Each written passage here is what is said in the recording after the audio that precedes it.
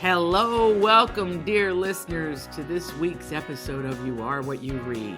We are joined by author, podcaster, speaker, advocate, educator, mother, and textbook Enneagram 3, Jen Hatmaker. Now, this fall, Jen has been traveling all over America with her instant New York Times bestseller, Awake. This book is brutally honest, funny, and she really peels the onion on her life, beat by beat, through loss, grief, love, and then reinvention. She also has a podcast. It's called For the Love, and it drops every Wednesday. I'm so excited to dive into this conversation with my new favorite nonfiction memoir writer. Ladies and gentlemen, please welcome Jen Hatmaker.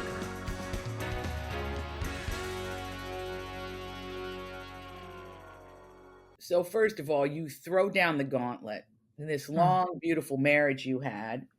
Yeah. With children. Yeah. These kids are fantastic. And I feel like I got to know them a little bit as I read Awake. Yeah. The world that you're living in, you start to peel the onion in this book, in Awake. Yeah. And we realize that it wasn't what it seemed. Now, that's usually the setup for a horror movie. Sure. In some cases, it felt like that. With the lights on, and then you give us the process by which you came into your own. So let's start with youth camp.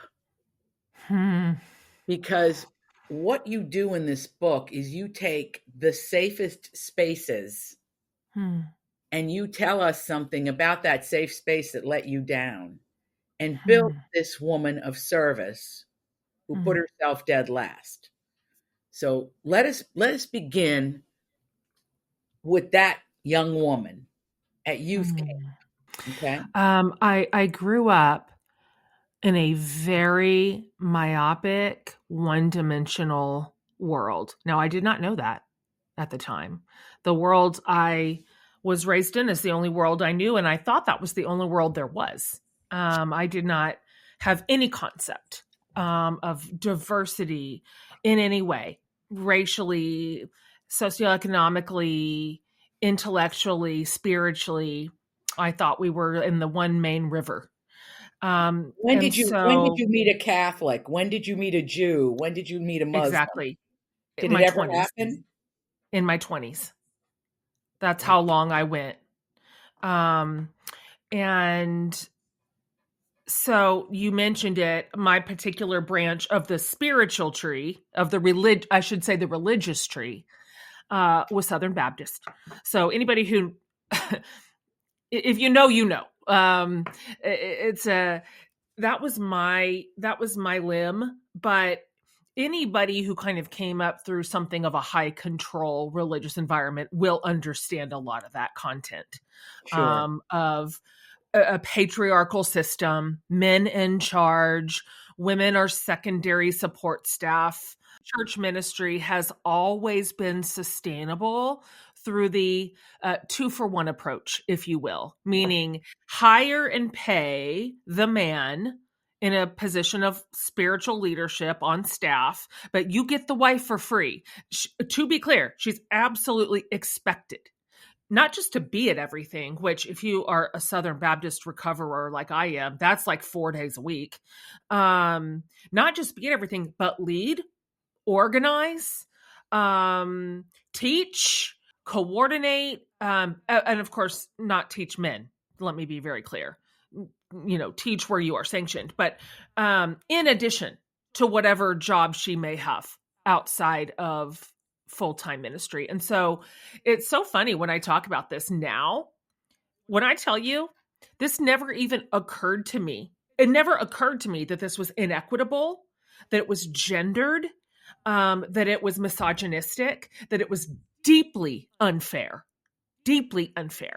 I, had husband working 70-hour weeks by the time you add up all the church nighttime stuff, daytime office hours, and services on Saturday and Sunday. So he's never there. So I'm raising the kids by myself. Essentially, I don't even have memories of him when my kids were little. I have no memories of him. I only have memories of my girlfriends, whose husbands were also on staff at the same church. And we just somehow banded together and went, maybe as a coven, we can raise all these children without our men. But then, of course, we were expected to lead our own branches of ministry. I just thought this was part and parcel of life. It's all I'd ever seen. That's what had been modeled for me. I went to a Baptist college in which it was just a known, agreed upon fact that the boys on our campus had callings. They had some big, divinely appointed sense of calling on their life, and we were just to slot in as the side piece. Let's just say they were cute. They had on Doc Martens. They could be attractive. They were cute. They were like very charismatic. College, charismatic. Very leaders, very, of course. So what did that mean? Then how did that mirror in the girls? Well, I mean, we were all very, we were vying for their attention. In my college, I started the college in 1992. So if you can locate that in an era, the boys outnumbered us at our universities, or the girls outnumbered the boys 7-1. So listen, we came dressed. Listen, we didn't go to class looking like scrubs. I mean, we had the fashion of the day. Oh God. Right. And we were also transitioning from our 80s look to our 90s look. Our hair was getting sleeker. Like we had our Doc Martens spray. And you said the hair started coming down. Friends was a big. We all tried for that Rachel haircut in 1995. It was a disaster. Mm-hmm. And we fought for their attention. And I mean, hell, I married the absolute first ministry major that walked in front of me. Met him in October of my freshman year and married him of December of my sophomore year. 19-year-old bride. Literally a teenager. Can you tell us what he looked like? Because from the book, I tried to glean it from the children and you as a blend. But you don't really do that. Just for the sake of this podcast. Was he cute? What did he look like? Yeah, real cute. Because what we get from the minute that this thing drops, the needle drop, the mic drop at the beginning is he's leaving. Yeah. But frankly already left. He had already left. I just was coming up to speed. You're lying in bed. You hear him say that thing. Yes. Which is, by the way, it actually right now, I'd have to run from the room and barf. It upset me so bad when I read that for you. Yeah. I can't imagine being in the safety of your blankets and sheets. Yeah. And hear him on the phone with his mistress. It was genuinely traumatic. Sincerely traumatic. I can hardly bring it up. It makes me so sick, but we have to because we have to understand. Okay, so he was a good-looking guy? Of course.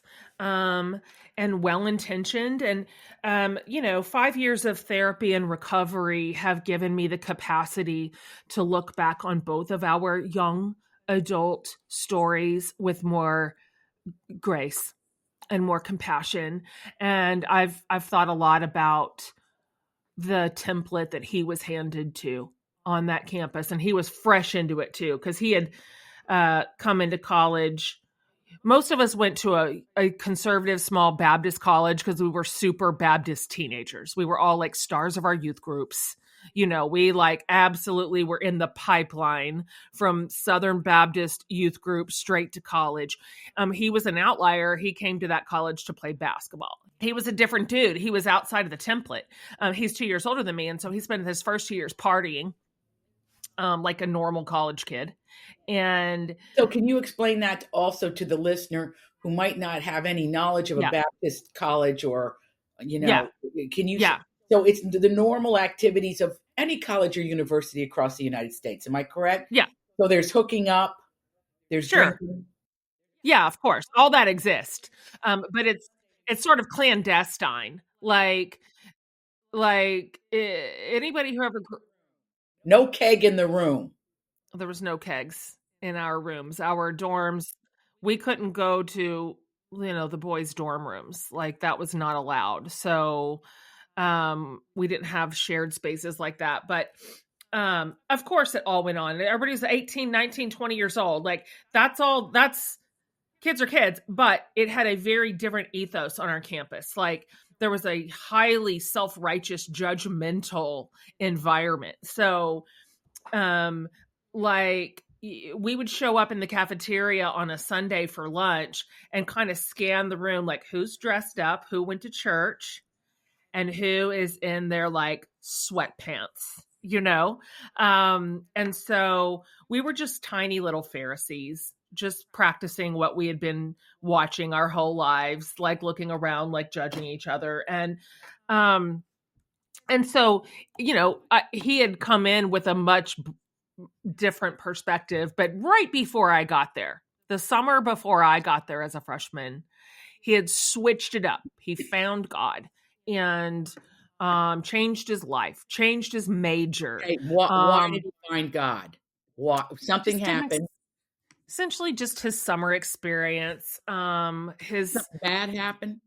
No, nothing bad happened. It's just, it happens. When you are in the soup pot of a Southern Baptist campus, it's very hard to not be influenced by everyone's, not just persuasion, but their judgment. Especially when you look sideways and go, hey, the guys on this campus getting the most attention are these straight A pastor types who are gregarious and interesting and good looking and apparently at the center of every girl's desire. And so, it's kind of a smart game actually to go, hey, guess what? I'm a ministry major now too. I'm one of those guys too. And that's when we met. Because it's kind of more girls that way. I mean, I don't mean to reduce it to that being the singular motivation. No, but I'm trying to get at something. I'm trying to get at something here. I'm trying to get at something. In a ministry major, the value systems are carved out. That day you're going to be poor because you're going to be serving people. Now, follow me on this. So there's not going to be any fancy car for you. There's not going to, maybe not. Isn't going to be a big house for you. I used to babysit for the town Baptist preacher in our town. Sure. And it was, the home was pristine, but there was nothing there extraneous to the Bible. It didn't look like your shelf back there or mine, crammed with stuff. It was very pristine, simple, Quakerish for those who maybe don't know any Baptists. But I love that family, and I was in awe of it a bit. I thought, this is really interesting, very different from my family, very different. And see, I'm trying to get to something here. So you're 18, 19 years old, and everybody go back to when you were 18 or 19, and you already have your eye on a particular prize that has nothing to do with you, really, which I think is one of the things of your book, that sometimes you're forced into stuff that in order to get to the front of the line. So go ahead. Yeah. I'm not wrong. Am I right? No, I mean, it wouldn't have occurred to me to even center my ideas and thoughts and aspirations for the future on myself. That was not an available line of thinking to me. First of all,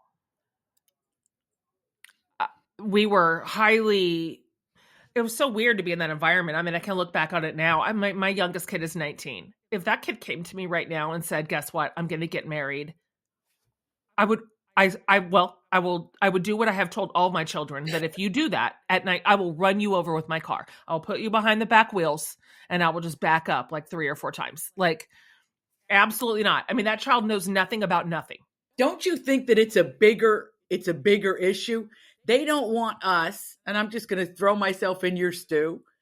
They don't want you to have sex outside of marriage. No. That was the impetus. It's for both. Like, get married now. I've heard women say this about their children.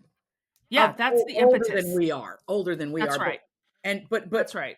it sent a chill through me.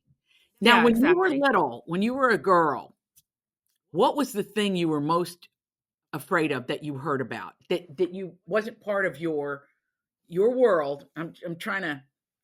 All right, I'm throwing one out. Quicksand. That's not going to happen in Big Stone Mm, Gap, Virginia. But I read a story. There's quicksand in it. mm, mm, mm. It just you could be walking along and boom, you're Uh-huh. gone. Poof, poof. You're in the earth. Yeah.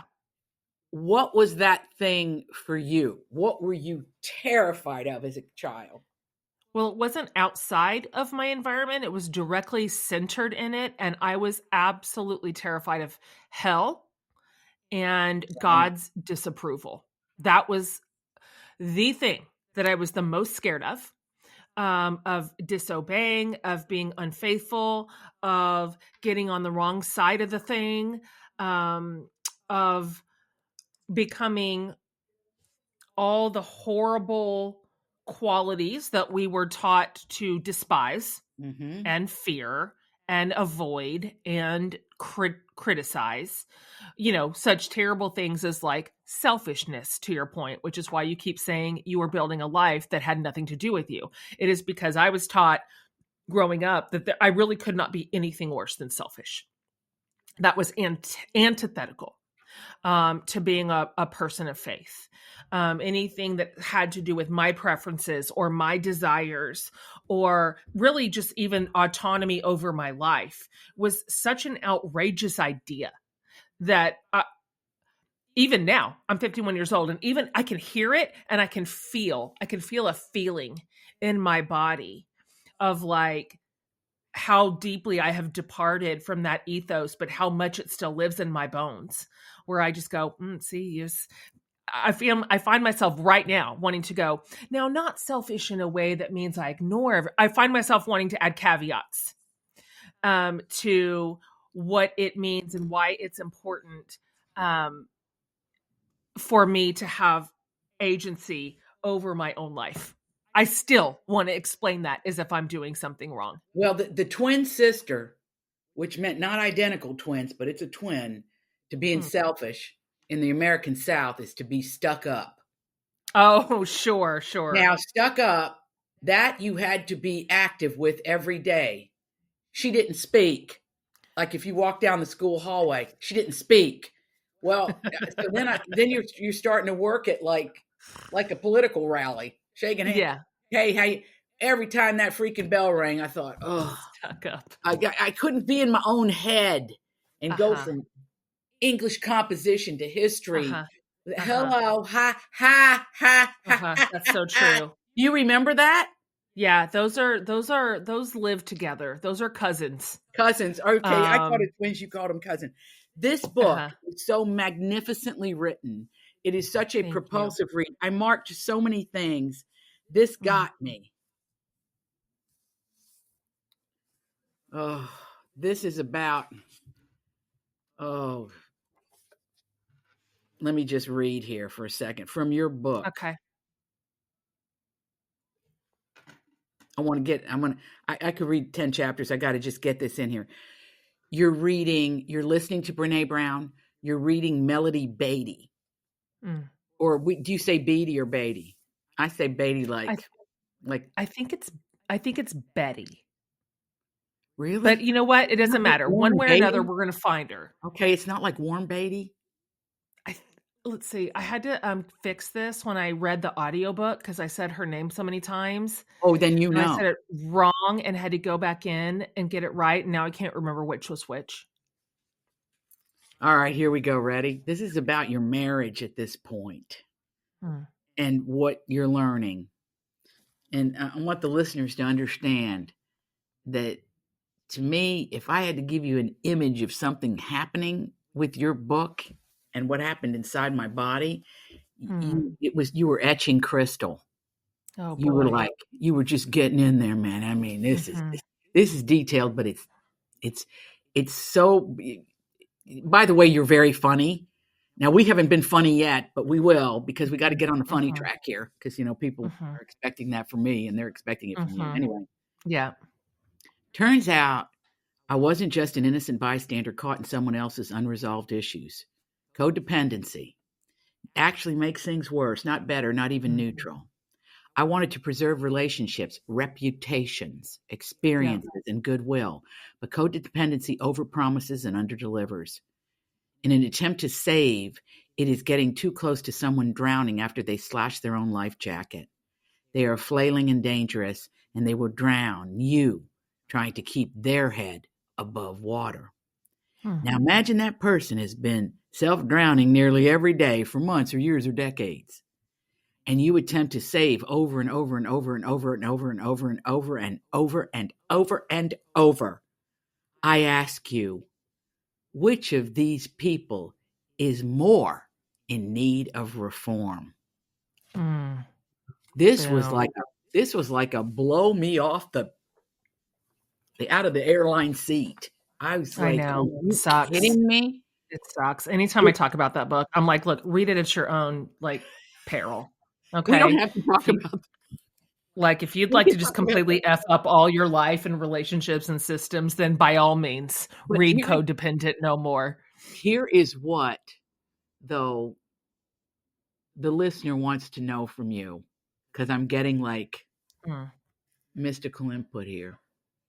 When you get into the crux of your marriage, and the crux being the place before you're lying in the bed and hear what you hear, there was 3, 4, you couldn't even define it. I don't know, 3, 4 years. I don't know how many years that the relationship had turned into something that was rudimentary and obligatory and not what you hoped it would be. Right. But you had these delicious children. Will you help the women listening and the men listening and tell us, what were you thinking when it was already over and you didn't know it? Were you going to save it? Was the idea like, let me get these kids raised and then we'll go on a vacation and we'll get back together again? What were you thinking? There were several factors that went into the kind of rapid deterioration of my marriage. We didn't have 26 bad years. It was just at the end. Just at the end. The last, at the outer edge, 4 years. More intensely 3 years, and absolutely in earnest 2 years before it all fell apart. And I knew, my body had given me every single internal red flag that exists. Of course, sending up constant flares. This is not normal. Something is wrong. He is not okay. Therefore, you are not okay. You are in trouble. None of this is normal. But I gaslit myself because I just didn't want any of that to be true. And I kept thinking and there were reasons for it. He is in a bad place. He's in a bad place. We've been here before. Right. We've been in a rough patch before. Surely we are going to pull through this. He is going to pull through this. He is going to get his shit together, and whatever is broken in him is going to be pieced back together, and we will find our way back.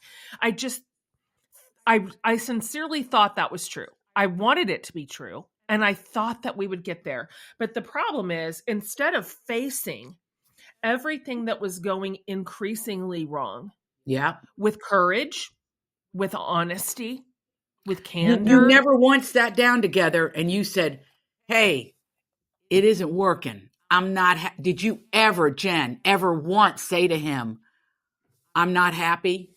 Ever? Oh God, no. That's not what I would have said. Secret. That's your machete, baby. I think what I would have said is, what I would have said with more courage would have been like, you've been through it. I get it. I've been here. I was there. I understand. But the way in which you are dealing with this is not working for our marriage. It's not working for our family, and it's not working for you. What can we do to begin to pull up off the bottom of the ocean floor? Like, I think that would have been, had I addressed the known fact. Now, again, because I'm not codependent anymore, I can't fix that. I could not fix it, but I could have said, these behaviors are not okay anymore. This is not okay. It's not okay for me. It's not okay for the kids. It's not okay for you. It's not okay for our friend group. It's not okay for our extended families. And so we're either going to change this and solve for X here and find our way forward, or this is good. We're gonna have to call it. I didn't say any of that. So by the time I finally came in and said, let's do whatever it takes to get this back on track, it was too late. And that was about 4 months before I found out. It was too far gone at that point. It was just too far. Everything was too far gone. I had no idea. One of your arguments that you posit with Love in this book is that he was a victim of the patriarchy too. Yes. You really dive into that, and which was one of my favorite lines in the book that made me laugh out loud. Is I absolutely wanted this book to be funnier, but I did. I know you did, but you can't because you're telling the truth. Yeah, I know. Which is why I fully admitted to you I didn't listen to your podcast yet, because now I'm going to go down that delicious highway of 8 years of your shows, because I didn't want to know, Jen. I wanted to read your book and know you. And when I closed the last, I didn't know you. And that's my bad or whatever, but believe me. It's not your bad at all.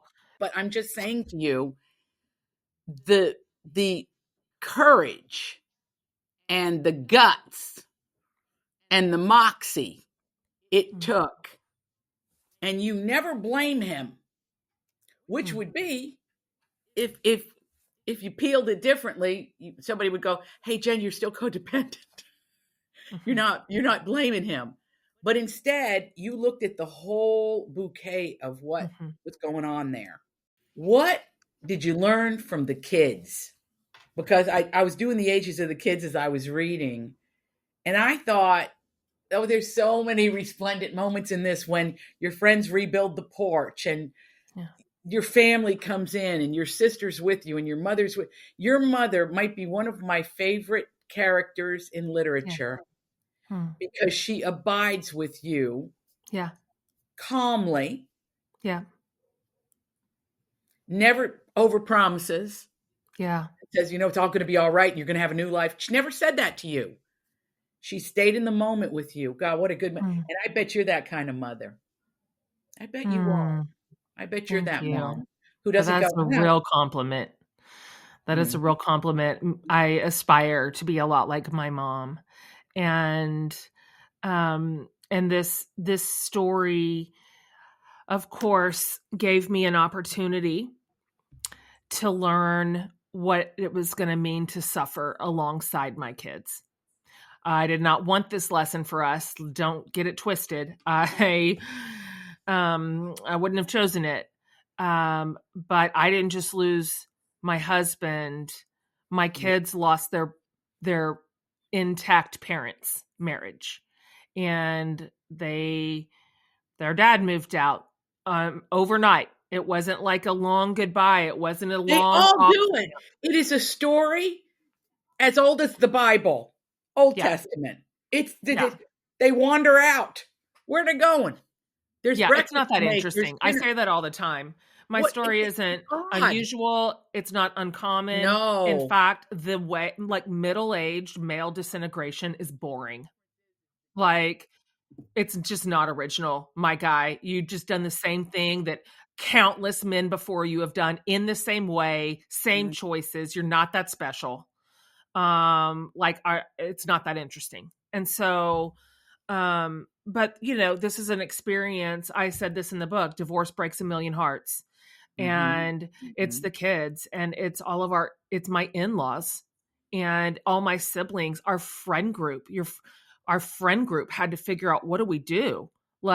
Do we get one of you in the divorce? How does this work? And Jen, how did it work? Well, because of the nature of my divorce and its details, I pretty much remained in the life that we built, and he left it. So I have all the same friends. I have all the same, live in the same house, same community. The kids lived with me. We didn't ever share custody. And so he essentially, and this is what he wanted, I'm assuming, started a different life. And so that has been a strange thing to sort out, as well as still being in the same exact life we built together, just doing it alone. Like, nobody's parents get divorced. My kids were 14 to 21 when this happened. Right. And this will always be a dividing line in their story, before and after. And there will always be pain inside of it. And for me too. Some parts of this will always feel sad to me, even though I am categorically, undeniably happier, stronger, wiser, more autonomous, certainly more independent, obviously, and freer than I was before. Even then, some bits of this will always be sad. And I think I'll just discover that as I go on. My oldest son just had our very first grandbaby 8 weeks ago. And it's such a dream and a delight, but I was shocked at the wave of grief that just came up out of left field and poured over me, because I never expected to do grandparenthood by myself. I always thought our kids are going to bring their babies home to us and we will rock them on our porch. And this will be the grandparents' home that they love the most. And we will enjoy this season of life that we've earned, that we built together. And that was part of my dream for my future. And I just realized, oh, I'm by myself in this house. And so there's just going to be parts of this story that will always feel sad, and I'll always hold really tenderly. What did writing the book, when you wrote the book, I mean, you give us little clues inside of it, like what I mentioned about, I thought this was going to be funnier, because there are many funny moments or humorous moments, which in my opinion, the basis of all humor is pain coming out of it. It's just how life goes. It's insane, but we all still can laugh in the middle of the worst thing. Humor still rises up to meet us. And that's my family's first language. And so we reached for it earlier than I thought I would be able to. And thank goodness for that laughter, which kind of helped us grieve, actually. It's really hard too, because your marriage was from such an early age. It's really, your life is in 3 acts in a sense. Mm-hmm. Now you're in your 3rd act. Yeah. And you got that beautiful grandbaby. Congratulations. Because that's Thank you. That's so beautiful. Thank you. Do you have a person in your life now? Yeah.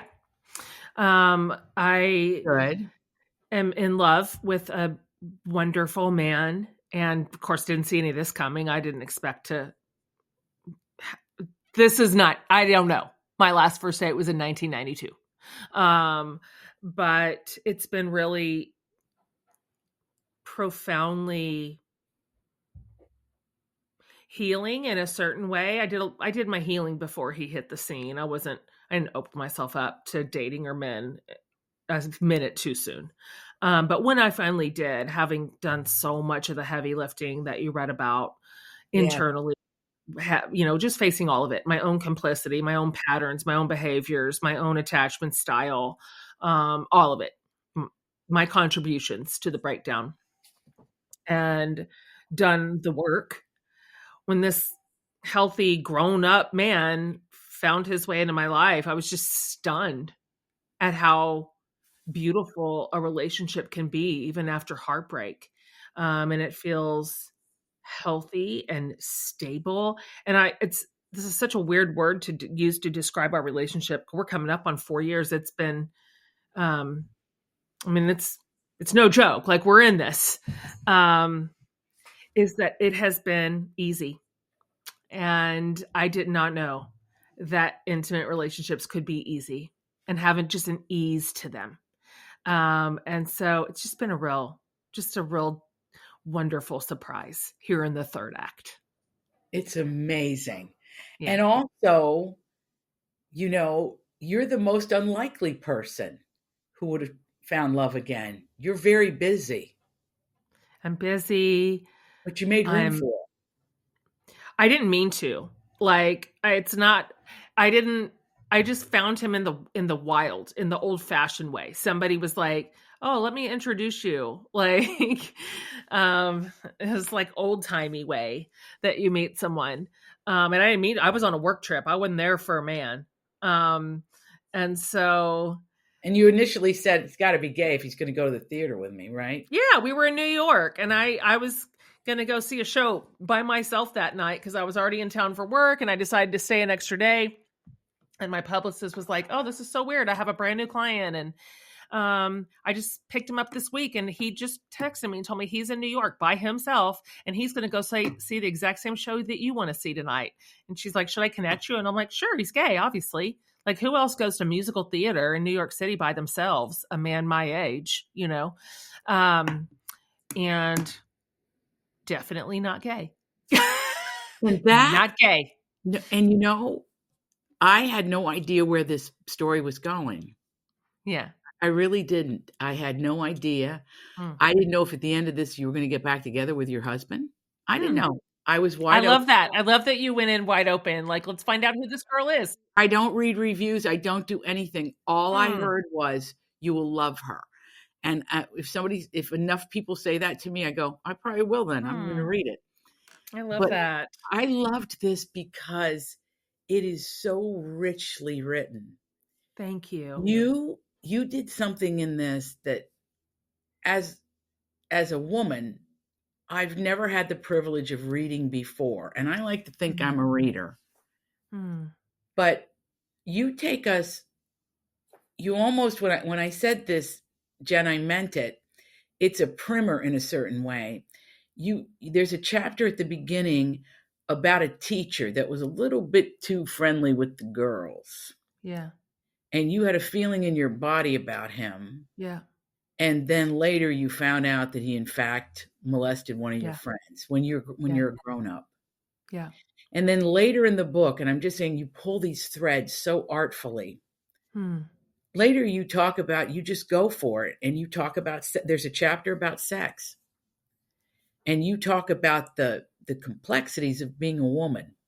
And our desires to be wanted and to connect. And I always saw the world sort of as you did, which was that there were people that acted like it wasn't important. And then there were people that acted like it was critical, which is scary. But it was never about listen to you and what you want. Yeah. I feel like I've learned a few things in my life, and your chapter really made everything crystal clear, going back to that image of the crystal being carved and etched. That you went in there and you just said, look, I had the experiences that I had, but you do take the purity culture on. Yeah. Because you felt that's part of the problem. It's certainly part of the problem, and pinned in place with shame and with fear. Right at the time you are coming of age, we were young, and by the way, sexual development, absolutely normal, completely healthy, literally the way we're wired to grow up. This is the way this is all like biologically standard operating procedure. But to be told in no uncertain terms that everything about us, if we were even having sexual thoughts, we were filthy. We were absolutely ruining our future marriages. It was just a terrible way to grow up, right? In a moment where we're forming our own worldview, we are deciding on agency. We should have been learning what a healthy sexual ethic would have looked like. But instead, we were just terrorized and shamed. For hell, half of us were virgins. We were shamed for having sexual thoughts. And so I've watched this purity culture roll generation after generation. It's still out there alive and well in some of these environments. And, I'm now grown. And so I can look sideways at a whole generation of us that grew up in that environment. And a lot of us are still struggling to put together a healthy sex life. That really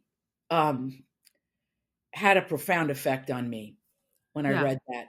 You talked about your friends who are still struggling with this. Yeah. I mean, basically, they ruined, meaning this, whatever you want to call it, belief system. They ruined one of God's most beautiful gifts for their flock. I think that's by true. the way, I'm not picking on the Baptists. No. It's all the way across the board. And then if you add in cultural clues, okay, cues, 100%. Okay, when the culture then gets in it, like you're this, you're that, you be this, you be that. Sexual purity culture is in 1,000 different environments. So we didn't have the market cornered on that for sure. There's a lot of my readers at this point. My readers run the gamut. Like I have every kind of reader, and from every sort of faith, tradition, and non. And so a lot of them are like, I didn't grow up in a religious environment, but I also grew up like in body shame and sexual shame. So there's a lot of hooks to this particular story for sure. Yes, many hooks. Now,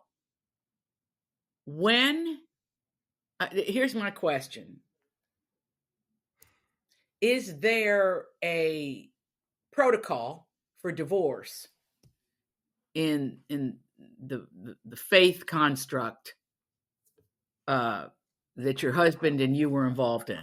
Is there, what do they say about divorce? Because I'm out of that high control religious environment, that was not a particular hurdle that I had to cross. I was mostly met with outrageous compassion and deep love. And frankly, that's worth including because I will always be so grateful for the way in which my community held me tight. And without knowing the story, which I never told until this book came out, that I gave zero details on any of it, not a single thing, nothing. Not the reason, not the why, not the breach, nothing.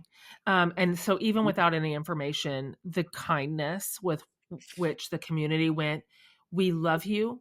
We care about you.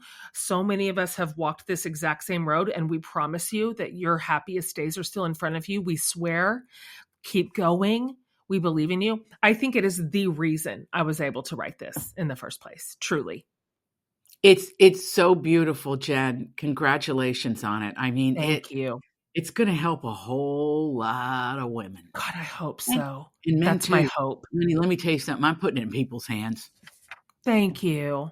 You've said so many nice things to me on this interview. I want you to know that I just deeply receive everything that you said with such gratitude. Thank you for every kind word you said and for reading this and taking it on planes with you. That's the cutest image in my brain of the day. And I'm happy to be in front of you. Thanks for putting me in front of your community too, because I know you take them seriously and you care about them. And so, I'm going to get a lot of mail about this, which I'll share with you. Yeah.